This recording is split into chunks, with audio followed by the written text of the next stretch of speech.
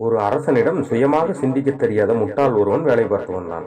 ஒரு நாள் அரசன் அவனுடன் வெளியூர் சென்றான். வழியில் இருட்டி விட்டதால் அங்கிருந்த ஒரு சத்திரத்தில் தங்க முடிவு செய்து குதிரையை வெளியில் ஒரு மரத்தில் கட்டிவிட்டு வேலைக்காரனிடம் இரவு முழுவதும் தூங்காமல் குதிரையை பார்த்துக்கொள் என்று கூறினான்.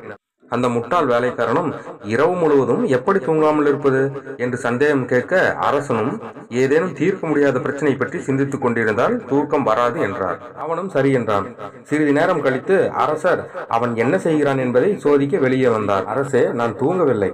வானில் இருக்கும் நட்சத்திரங்கள் தானாக வந்ததா அல்லது யாரேனும் கொண்டு வந்து போட்டனரா என்று யோசித்துக் கொண்டிருந்தேன் என்று கூறினார்.